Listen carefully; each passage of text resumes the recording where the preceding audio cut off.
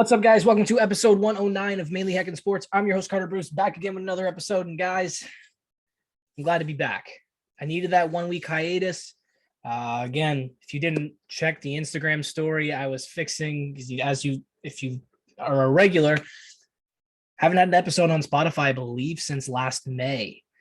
Because the whole RSS feed was screwed up when I went to Anchor, and then it wouldn't allow me to change it over on Spotify to SoundCloud, which is my main proprietor now, and has been ever since I started. So I kind of had to make a new Spotify account, and I kind of had to make a new Apple Podcast account because the old one, for some reason, I couldn't figure out. Because, guys, I'm not going to lie. I'm going to turn this down a little bit. I am a boomer. 100% a boomer. And when it comes to that kind of stuff, I was looking in, Apple support, yada, yada, yada. Couldn't figure it out. Got too frustrated. Wanted to put a hole through my laptop and figured, okay, I have two options here. One, I can look like a big fucking idiot, but very masculine, and put my entire fist through my laptop screen and then not have to, not have a podcast or to have to go back to Anchor and record on my phone. Or two, I can just be a sensible adult, take the 10, 20 minutes that it takes to set up and get it, authorized, a new Apple Podcast account, and then just be fine. And that's what I did. Now I can still watch Hulu. Now I can still watch Netflix. Now I can still live a happy life. Now I can still post for you guys. So here we are. But a lot of things have happened since we last spoke. Again, that's not going to be a regular occurrence. It's just certain times at that. And, and there was some stuff going on, but there wasn't too much going on. I wanted to kind of save it all for, just let it all happen, because with the trade deadline, a lot of stuff happened. I didn't want to have an episode that strictly talked about certain moves. And then the big one came out like James Harden and Ben Simmons trade that happened. I just didn't kind of want to fall into that area where, okay, I just talked about this yesterday. Now I'm just going to be able to talk about this one rather than grouping it all together, which is what I kind of wanted to do. And obviously, we have the Super Bowl to talk about, which has to be the first topic of discussion. But this episode, to make it very plain and simple for you guys from the get-go, is going to be Super Bowl coverage and post-NBA trade deadline reaction. It's going to be every major one in which some I believe I should talk about from February 4th to February 10th. It's going to end with, obviously, the biggest one. Sorry, I'm going to take the Apple Watch off because for some reason I'm not a big fan of wearing it right now. But that's what the episode's going to be about. I'm not going to talk about the UFC of Adesanya Whitaker 2. Nothing else. And that's it. I think next episode is going to be my mid-season awards for the NBA and some other topics. I was going to throw that in here, but I figured just kind of do a quick recap, a quick episode for you guys, just to kind of get back into the flow of things, because, a week off may not seem like a lot, but when you take a couple episodes off, getting back into it, I just wanted to ease my way back in, talk about very easy, very must-have topics. Must discuss the topics. Just you guys can probably hear I'm a little rusty, and the weekend was a little rough on me because of the Super Bowl. So I hope you guys enjoyed the Super Bowl. I hope I don't know who you guys were rooting for. I don't know if you for some reason were rooting for the Rams. I would ask why. But if you're rooting for the Bengals, you were rooting for the right cause. And I hope no sicko or pervert goes out and buys the dead Harambe shirts on Barstool. Sad as it is. Well, again, let's just dive into the game, guys, before I try and do some filler shit, before I just say some more cringe shit. Let's just dive right into everything. Super Bowl 56. Bengals and Rams. A game that lived up to it, that lived up to what I expected it to be. I expected it to be a very good game, a very hard-fought game, a game that was going to be decided on the Bengals O-line and with, just how well the Bengals could cover Cooper Kupp in big-time situations. And both of those in the second half went in favor of the Rams. The Rams beat the Bengals 23-20 in the first half. It was 13-10, and I was kind of going into, and the Bengals had done a fairly decent job at holding the Rams in the first half. terms of on the defensive side, and the O-line was playing very, very well. We saw OBJ get injured. I mean, he had the first touchdown catch, huge play. And where I was a little concerned, I thought, okay, the momentum is going in the Bengals' favor right now, and the Bengals are a huge second half team. And Matthew Stafford had an interception. My thing was, I was very scared because of how well the O-line was playing, because I was thinking to myself, there is absolutely no way in hell this O-line is going to play that well in the second half or nearly as good. If I wanted to see them play very bad, I wanted to see it in the first half, not in the second half.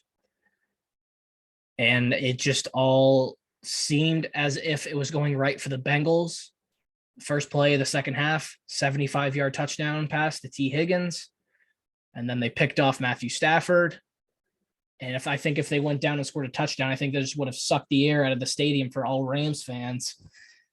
Rams fans, if you guys are watching visual, you'll see the air quotes, because Los Angeles, they're just the most fair weather fan base. It's just celebrities and some diehard fans and other ones that just never paid attention to anything and just want to be noticed and want to, they kind of come in when the team is doing well. They're kind of in now since the McVay era.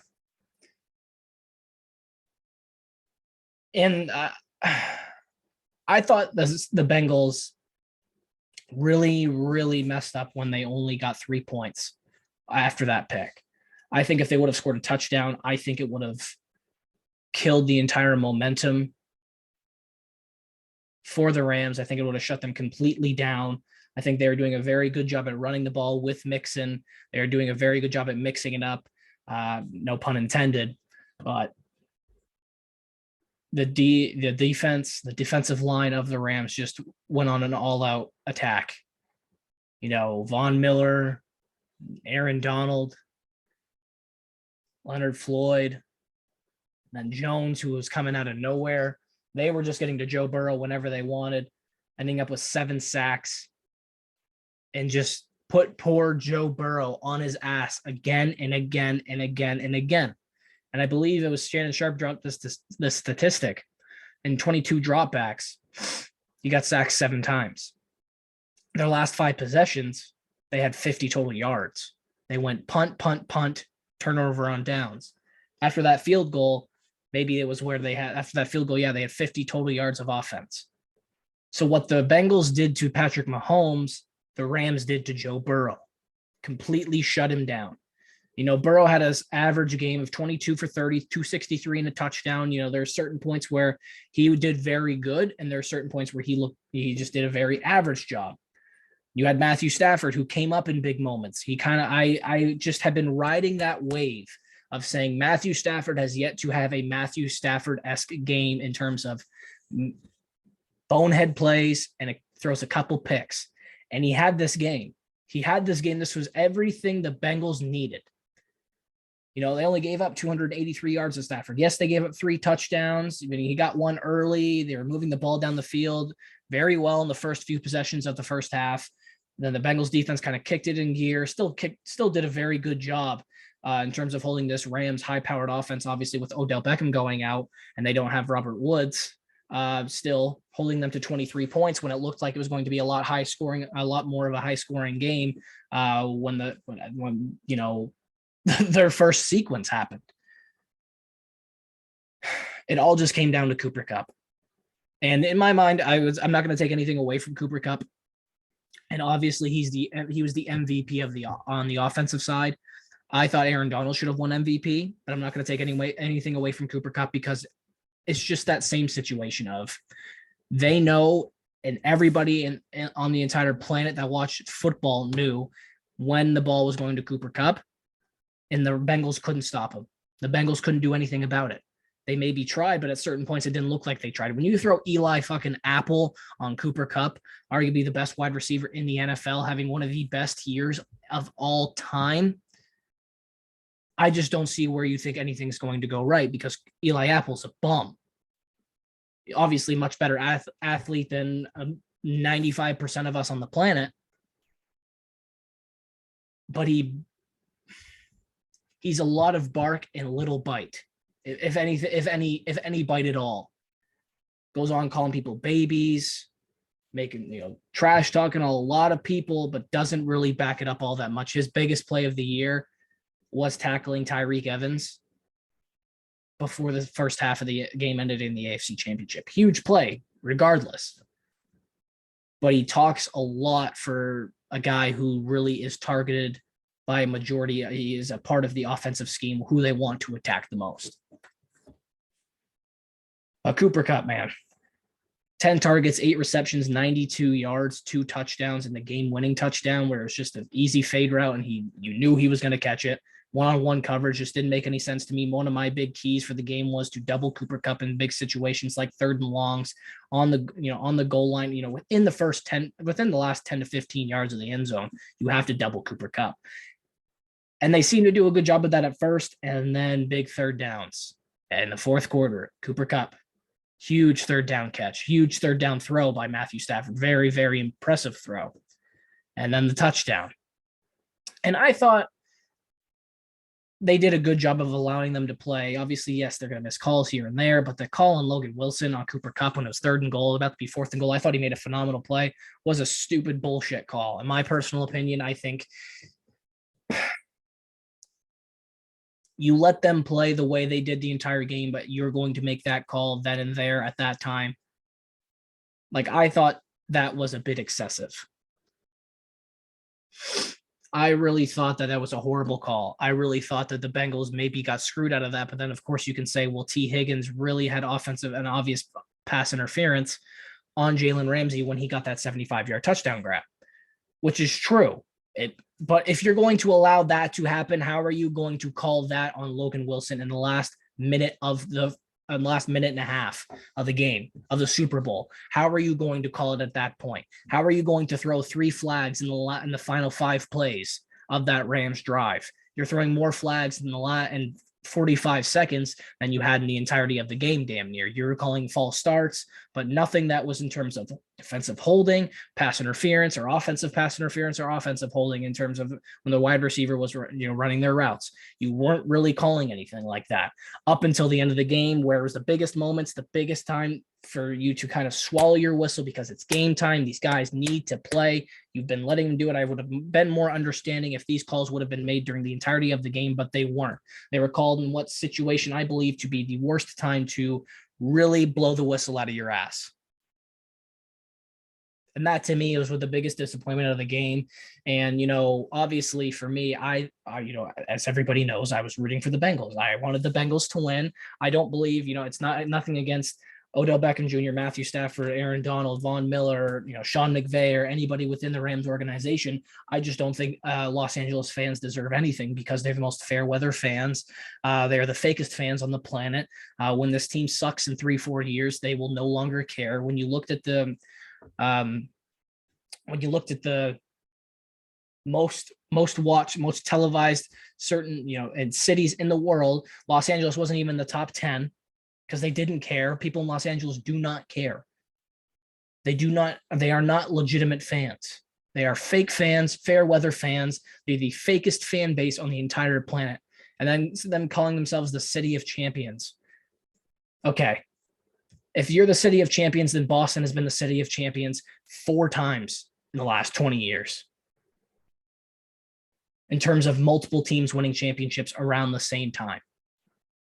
And the whole having the parade around, the Lakers, the Dodgers, and the Rams should have the same parade. And I get the Lakers and the Dodgers, as much as I hate you both, you didn't have a full parade. But the Lakers, you got bounced in the first round, and the Braves beat the brakes off the Dodgers. As you can see, this doesn't say Braves 2020 champs. This says Braves 2021 champs, and they beat the brakes off the Dodgers in the 2021 NLCS. The Dodgers had their opportunity to win another World Series to fit it within this catalog. The Lakers had an opportunity to win another championship to fit it within this catalog, but the Dodgers lost right before the World Series, and the Lakers lost way before the NBA Finals. So I don't know what exactly we're getting at there. kind of just feels like that whole LA feel. But again, LA fans won't care about any of this. They won't care about any of the teams when they're not winning. They're the fakest fans. Again, it is some diehard fans, celebrities, and then the rest of the fan base are fake fair weather fans. It's hands down. That's the truth. The whole truth and nothing but the truth. So for me, what about my biggest takeaway from this game, and my heart broke for Odell Beckham Jr. So I kind of know I'm bouncing back and forth between things, but that's just how this is. If you don't know by now, this is how I go. My heart broke for Odell Beckham Jr. because what likely tore his ACL and the knee, for the second in the same leg, same knee. My heart broke. Absolutely broke for him to see him that emotional, to see him in this moment when he's having 2 receptions for 52 yards and a touchdown, the first touchdown of the Super Bowl, his first Super Bowl ever, and for that to happen to him, that was heartbreaking. And then to see Joe Burrow, you could just tell that the hits were getting to him. He's been sacked the 3rd most times when you include regular season and playoffs in NFL history. He was sacked the most in postseason history, tied for the most in Super Bowl history. You could tell when they had that zoom, that pan in of him when he's holding his knee, and just you can tell he's shrieking out in pain. And then they zoom into just these fucking cameras. Just had what are you doing? It looks absolutely goofy. Zooming in on Joe Burrow's mom and his girlfriend after he just went down, and people thought most likely he was done for the Super Bowl. Just a bunch of clown shit. But for me, it was very, very painful because I have nothing against anybody on the Los Angeles Rams. So, I wasn't going to be upset if they won, because guys like Aaron Donald, who had been there before and they didn't win, Jalen Ramsey, who had been in the big moments, and they hadn't won, Matthew Stafford, who had never had a proper playoff run, OBJ never had a proper playoff run, but now he left Cleveland, or have people say they cut him, but Cleveland sucked. And they weren't utilizing him well because they have Baker Mayfield, the most mediocre quarterback in the NFL.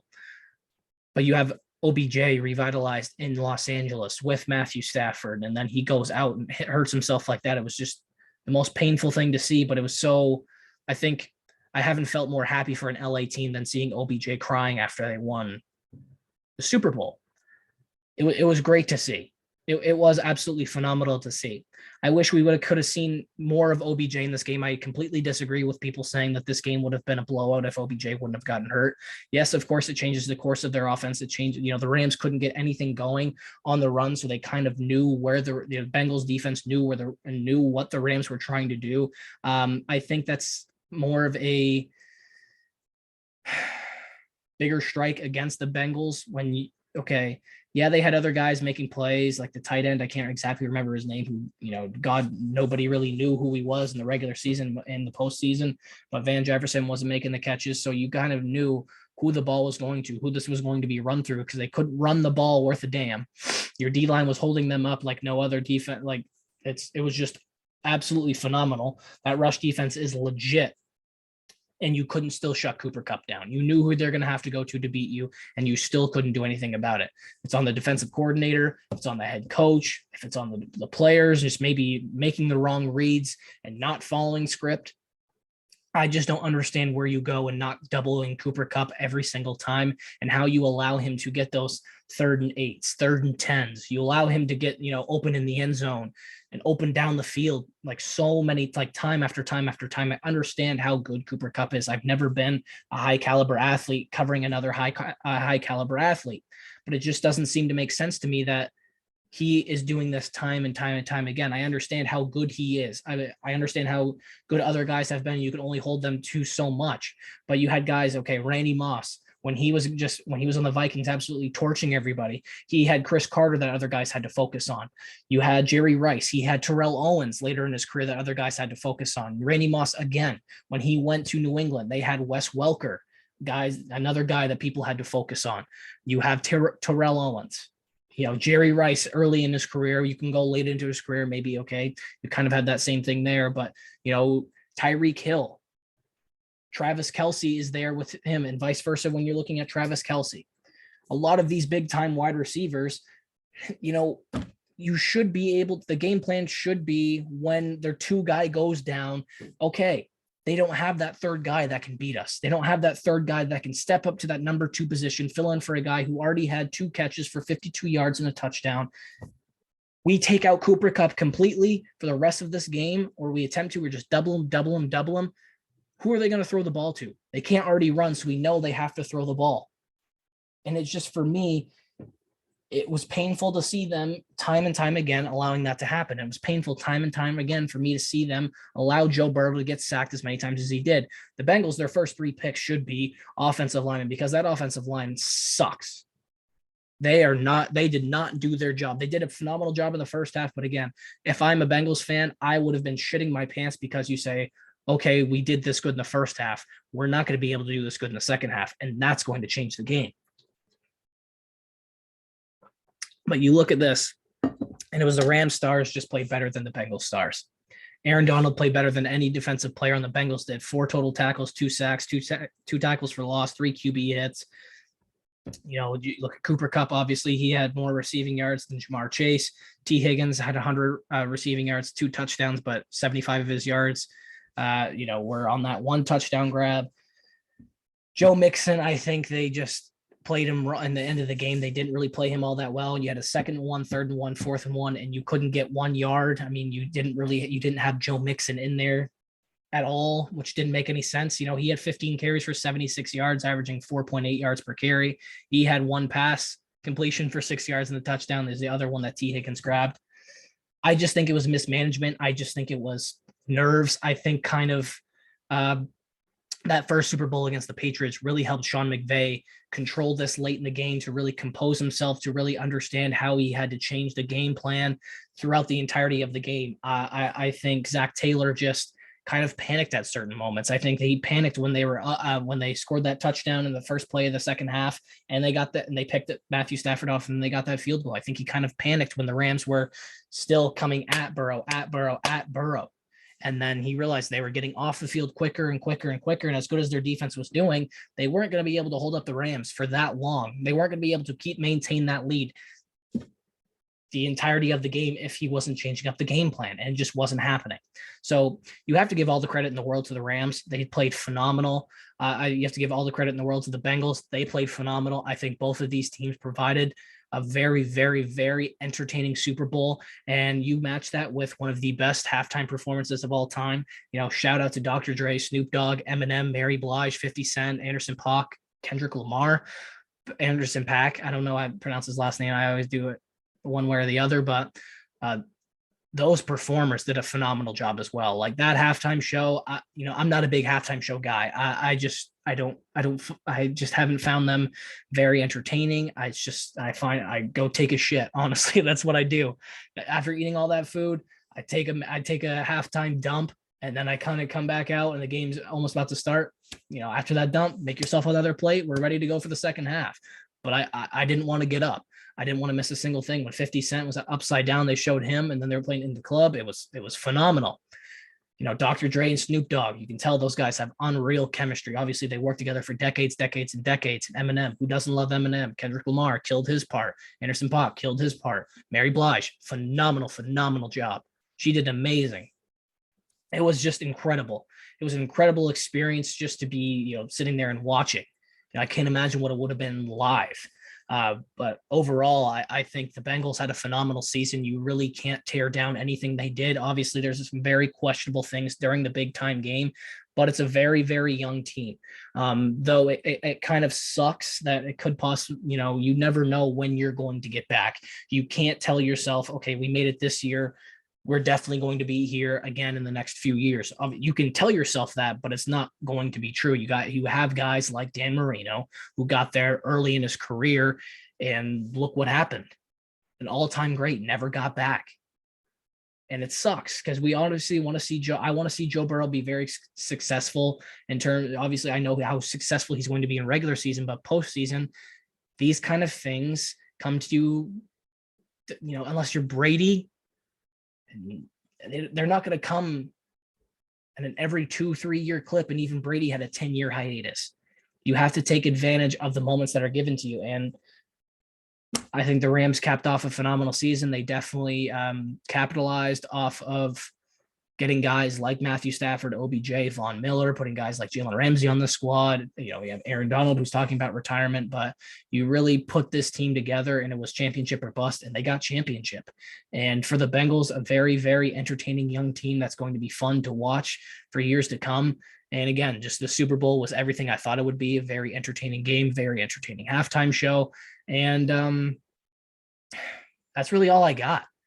I do think that Aaron Donald should have won MVP. I believe, even though Cooper Kupp, everybody knew the ball was going to him and thought maybe the Bengals would stop him, but you can't really control Cooper Kupp at all. But the same thing, Aaron Donald and that defensive line, I think they were more impactful on the game. I think as well, as good as the Rams offense did in terms of capitalizing what the defense gave to them at certain points.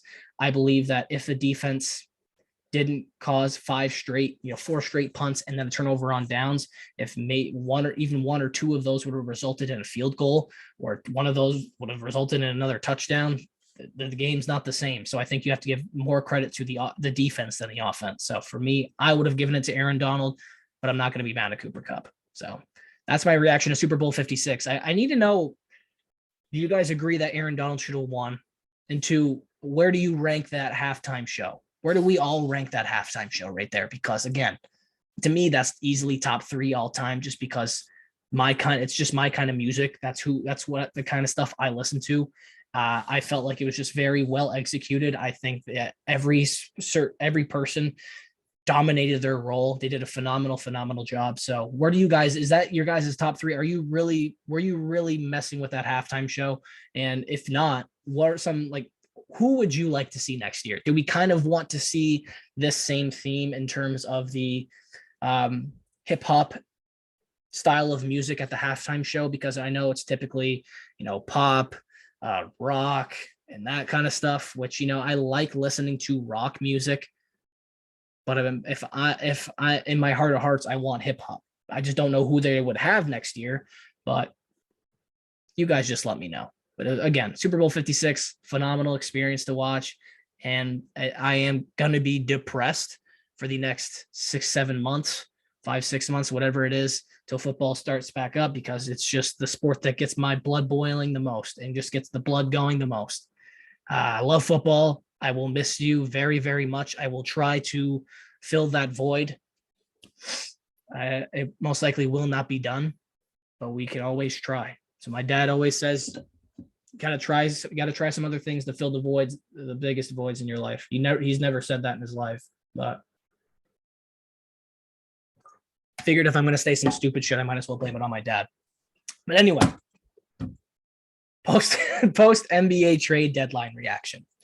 Again, this is going to be February 4th to February 10th. And yes, some of you guys, I know some of these it's over 11 days. And why are we talking about them? You could have talked about them before, but guess what? I didn't. So boo-hoo, cry about it.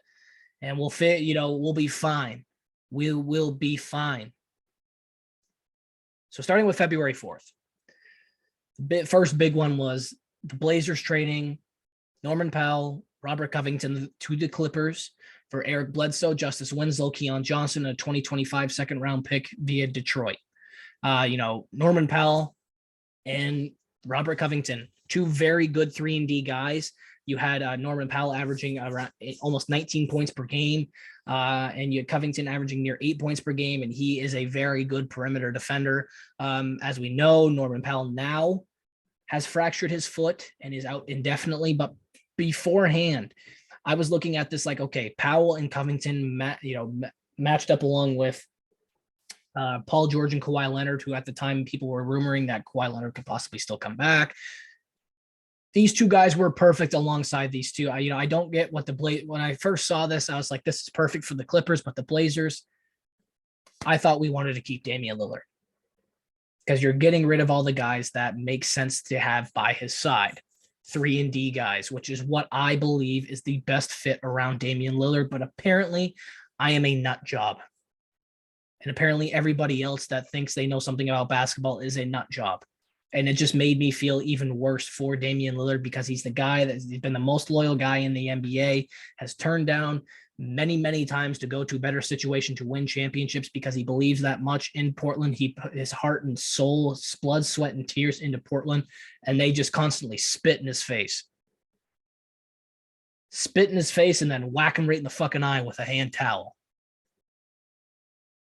If you've never experienced that pain, I don't recommend it, but I'm just saying if you're questioning, saying the fucking hand getting whipped in the eye by a hand towel, if you got an older brother, take your headphones off, AirPods out, or just pause this and then go ask him whether he's. My brother was always, up until I believe I was like 10. We had the same bed. We shared a bedroom. You got to go across the hall. If you got to go up the stairs, if you got to call him, if he's got to drive over, do it. You'll understand. Then come sit down, play this again, put your AirPods in, put your headphones on, whatever you got to do to listen to this again. And then you'll kind of go, now it makes sense. And that's just what the Blazers continue to do to Damian Lillard. And they did it more and more and more, as you'll see as we're going down to, it's not going to be this upcoming one, but on February 8th, they just did him even more dirty. But let's go to February 7th. The Cavaliers acquired Caris LeVert from the Pacers for Ricky Rubio, a 2022 first-round pick, lottery protected, 2022 second-round pick via Houston, 2022 second-round pick via Utah. Caris LeVert, very, very crafty, good scorer, and we know the Cavs are the surprise team of the Eastern Conference. Getting rid of Ricky Rubio, they're high believers in Darius Garland, as is a lot of people around the world. First-time All-Star, very, very good perimeter defender, and when you add another guy that can score at a high clip like Caris LeVert, when the Cavs are only 2 games back from the number 1 seed in the East, this move really made me excited for the Cavaliers. A guy like Caris LeVert who can create his own shot, who can score at a very high clip along other guys who are very gritty, who can defend the ball very well, and just have that really high defensive mentality. He's going to be your slasher. He's going to be your main scorer. He's going to be the guy that can come off the bench as the 6th man and ignite this whole fucking team. And that's what I loved about this trade. I think the Cavs made a brilliant, brilliant move. Again, yes, you gave up, a first round pick, lottery protected, but you got Caris LeVert. I think that is one of the key guys that you could have gotten in this, trade deadline to really improve your team in terms of the offense, because defense, you have the perimeter defenders, you have the interior defenders led by Jared Allen, who's one of the best rim defenders in the league. Getting Caris LeVert was a big leap for the Cavs, and I think it definitely helps your chances at moving up in the Eastern Conference and being more of a contender in the Eastern Conference. I thought that in terms of who people were going to be getting rid of, obviously we know what Indiana's trying to do, and we saw it with further moves, but Caris LeVert was kind of the first instrumental move that, okay, Indiana's blowing everything up, and for the Cavs to land Caris LeVert as one of those guys that they were trying to move away from, phenomenal move. We look at February 8th, where steam started to pick up. And this is, guys, where I'm telling you, as you already know this, but because everybody already knows this happened. But this is where I'm telling you that the Blazers just spit in Damian Lillard's face and whip him in the eye with a hand towel. They sent away CJ McCollum. That's the main guy, but they also sent Larry Nance Jr. and Tony Snell to Pelicans for Josh Hart, Nickeil Alexander-Walker, Thomas Satoransky, Didi Louzada, and 2022 first-round pick protected, and a 2026 second-round pick, and a 2027 second-round pick. You get rid of CJ McCollum, the only guy really Damian Lillard has full confidence in, the guy who's been basically his brother, his partner in crime the last 9 years, and you get rid of him. I think this just confirms, people are saying, well, they're opening up cap space, yada, yada, yada. Nobody's going to want to go to Portland. Nobody. Who wants to go to Portland? Nobody. If Damian Lillard in the last few years, even when times he got you far in the playoffs, somewhat far, got you to the Western Conference Finals one year, if that doesn't bring anybody to Portland, nothing is going to. Not getting rid of every piece you have and just leaving it with you, Dame, and then maybe picking up some side pieces ain't going to do shit. And they didn't get rid of Dame. Obviously, they're going to keep Damian Lillard because it's the only notoriety you have. It's the only credibility you have in terms of being a franchise, is keeping Damian Lillard, but getting rid of CJ McCollum to me was just the biggest slap in the face. And obviously you could see how much it affected Damian Lillard because that's his guy. CJ McCollum is his guy. But the Pelicans on their end, they got that veteran guard they've been looking for. You know, like obviously they got Brandon Ingram, what's his nuts that never plays, Charles Barkley and Shaq's baby, Zion Williamson. I love you, Zion, but just jokes. So it's good for the Pelicans. Is it going to make them 10 times better? Is it going to make them a playoff team in the Western Conference? It's not. But for me, it's very heads. You know, it just made me scratch my head. You know, if I'm a Blazers fan, I'm just wondering, okay, what the hell are we going for? Are we going to eventually, we're just going to lose Damian Lillard, then we're just going to be a shit organization for another 2-3 decades? Because that's what this is. That's just what it screams to me. It didn't make any sense. It will not make any sense. And it just seems to me that they're just going to blow themselves up and then just get rid of everything Damian Lillard loves until he leaves. That's what it was to me. And another, it's not the Blazers, but even though the Blazers, I think, wilded out the most in this trade deadline. Another head-scratching move to me was Pacers trading Domantas Sabonis, Justin Holiday, Jeremy Lamb. I care more about Sabonis than the other two guys. 2023 second-round pick to the Kings for Tyrese Halliburton, Buddy Hield, and Tristan Thompson. It didn't make sense to get rid of Tyrese Halliburton. It didn't make sense at all. You get Demontis, you know, Buddy Hield. He's been a guy they've been talking about moving for a long, long time. But you look at Tyrese Halliburton, phenomenal pure point guard, averaging 15-8 on 42% shooting from the three. Buddy Hield's 14 points per game on 36% shooting from the 3-point. He's made the second most threes in the NBA. He's top 3, top 4. I can't remember what he's at right now, but both teams are 13th in their respected conferences. Both teams are not going to make the playoffs this year. And it just seems to me that the Kings picked De'Aaron Fox over Tyrese Halliburton. If it's me, I love De'Aaron Fox. De'Aaron Fox is a very, very good basketball player. I just thought that Tyrese Halliburton was your future. I thought you would have kept those two together.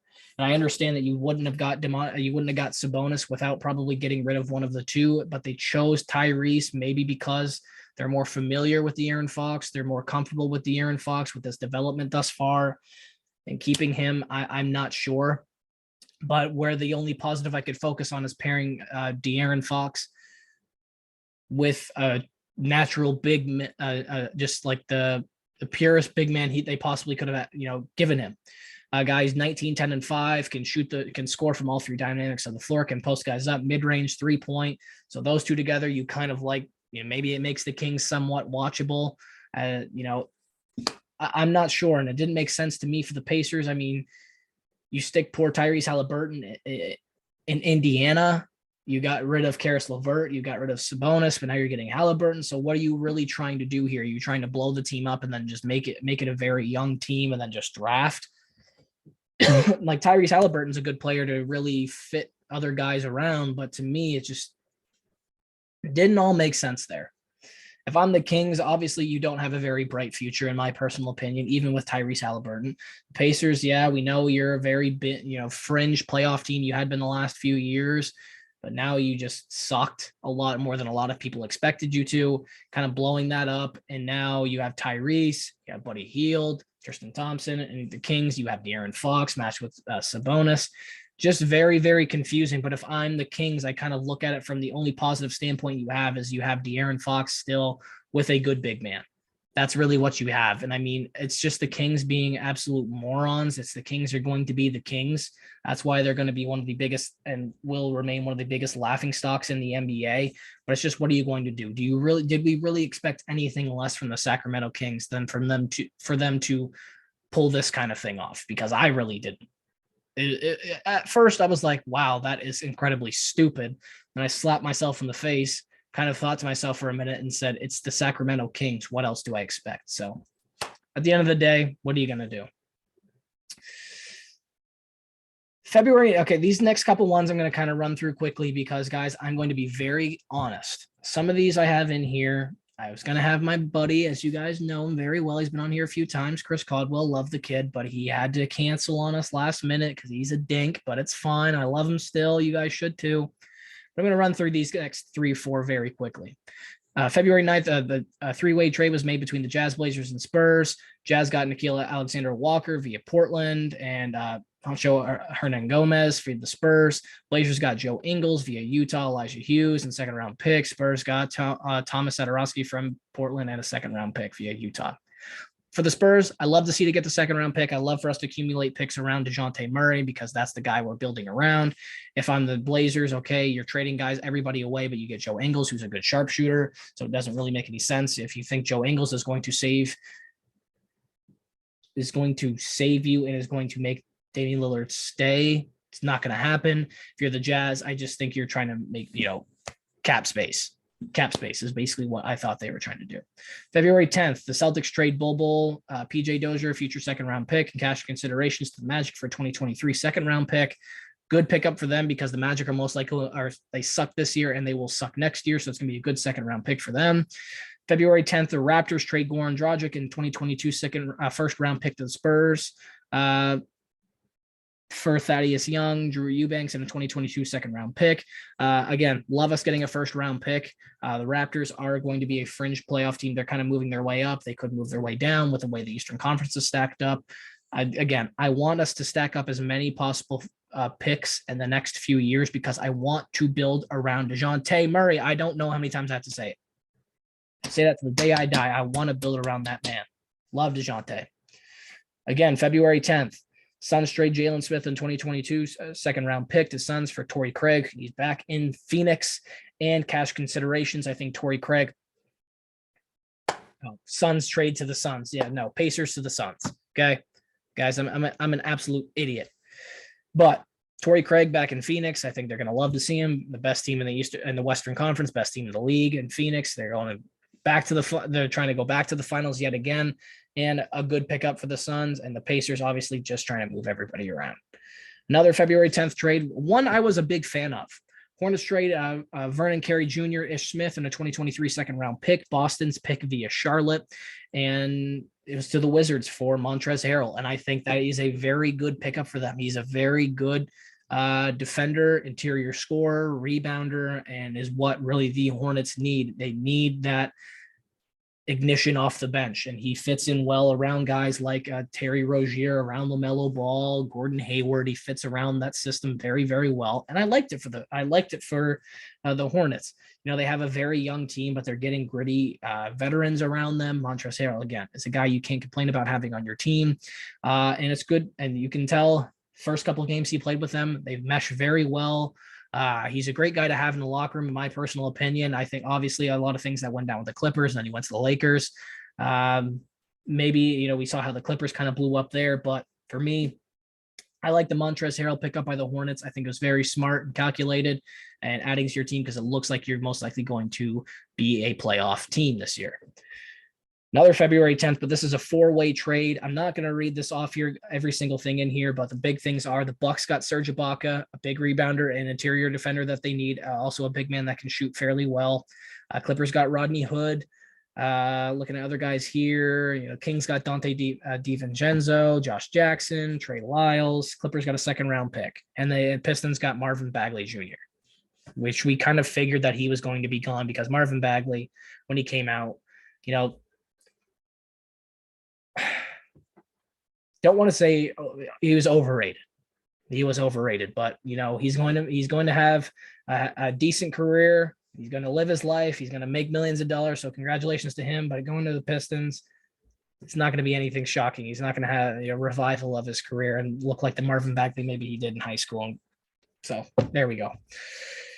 I'm going to skip. No, actually, I'll talk about this one because I want to laugh at my buddy Chris, who was going to be on here, because the Celtics traded Josh Richardson, Romeo Langford, a 2022 first-round pick, 2028 first-round pick, swap to the Spurs for Derek White. Chris always wanted DeJounte Murray. Got Derek White, which sucks to see because I love Derek White, but I'd much rather it be Derek White than DeJounte Murray. That's my personal opinion. Again, you guys know how much I love DeJounte. You guys know how much I love Derek White. If you really know me, you know how much I like Derek White. But I'm very glad to see him go rather than DeJounte. As much as it sucks to see him go, it has to be him. So that way we can keep DeJounte and we can get another first round, 2022 first round pick. So thank you for everything, Derek White, from a Spurs fan. Thank you for everything. Good luck on the Celtics. I know Chris is very happy to have you over there because you're a very good defender and you can score the ball halfway decent. Love you, man. Appreciate everything you did in San Antonio.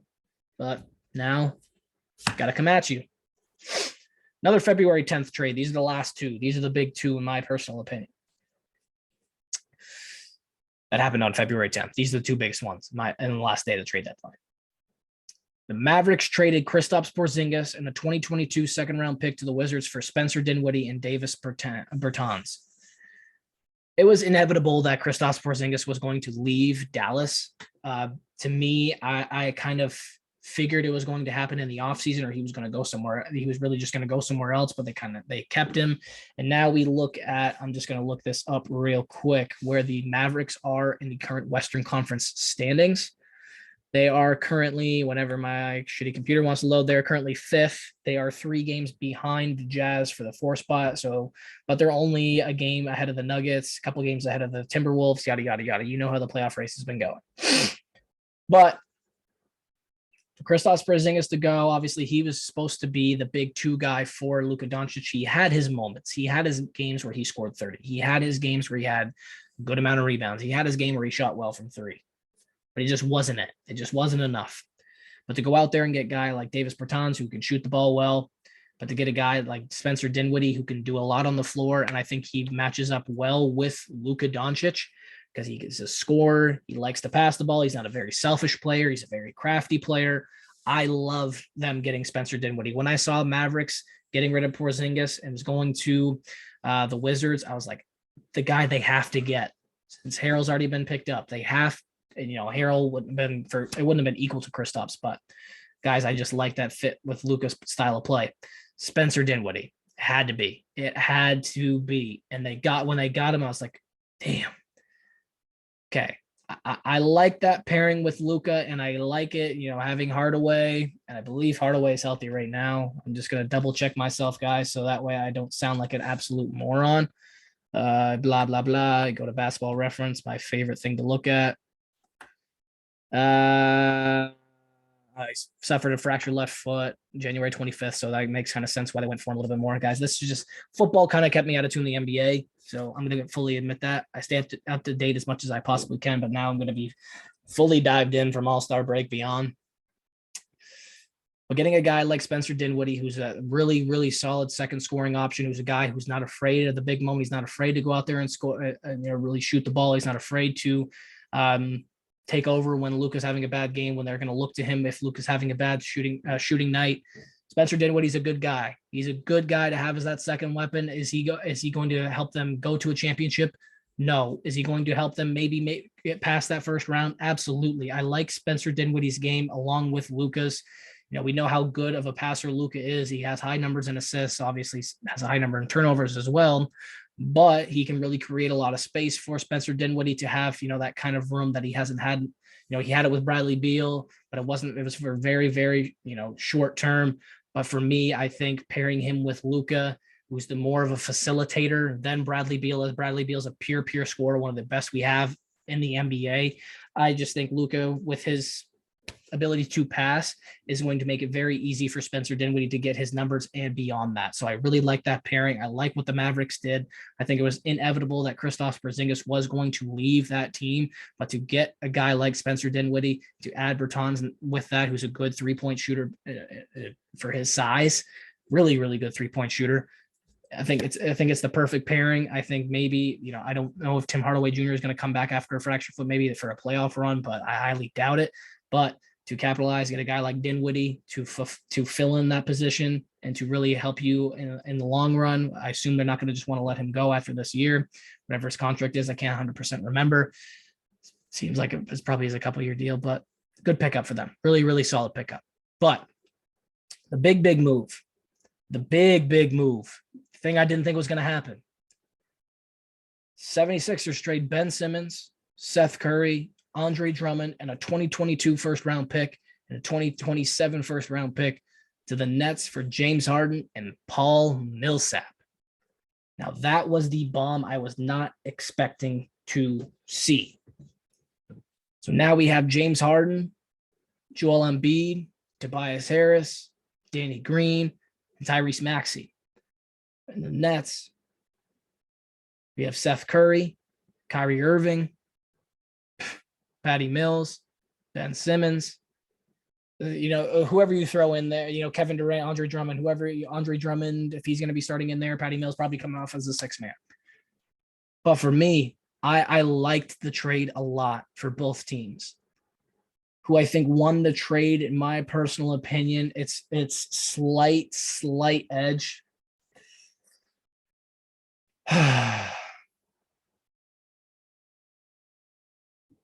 At this point, I think it's a slight edge to the Sixers.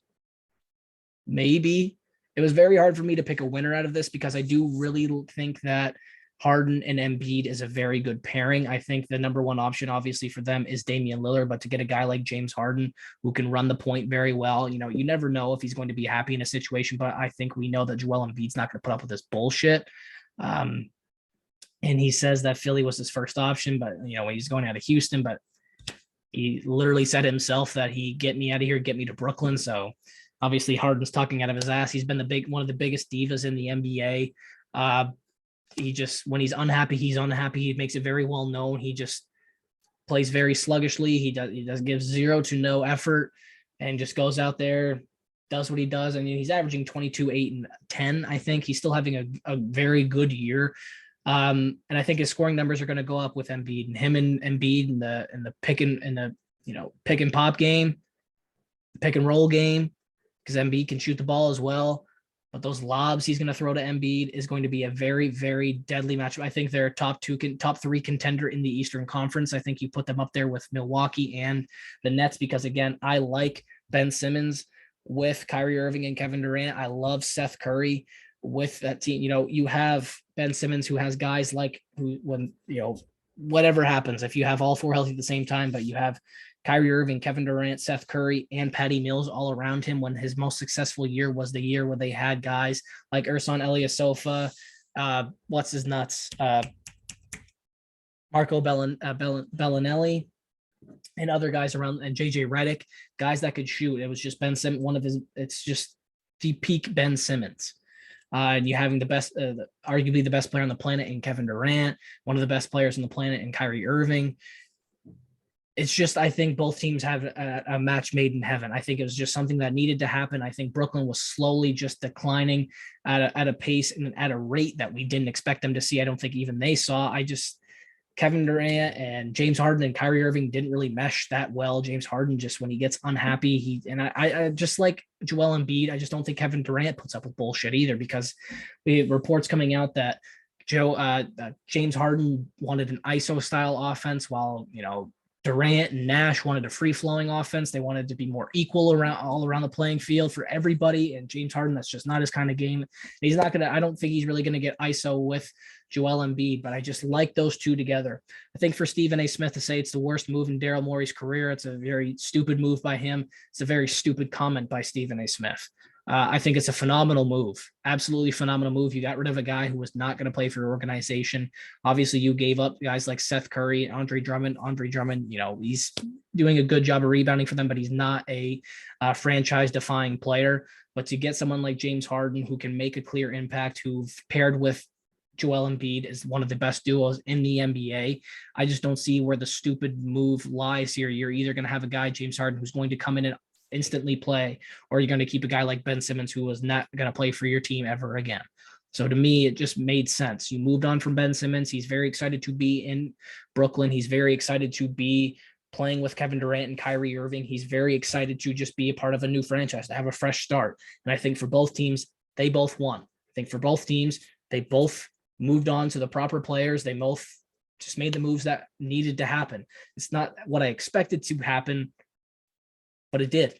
And it was shocking. I'm very excited to see the pairing of Joel Embiid and James Harden together in Philly. I think it makes them instantly a title contender, a top 3 team in the Eastern Conference. And it's going to make them to be one of the favorites in the NBA, along with, Brooklyn, when everybody's healthy. You have Kevin Durant with Ben Simmons, and you have Seth Curry and Andre Drummond there. It was just a good trade overall. I can't pick a winner. It was just a very, very good trade for both teams. Phenomenal trades. And I think it was definitely the most shocking because not a lot of people expected it to happen of the trade deadline.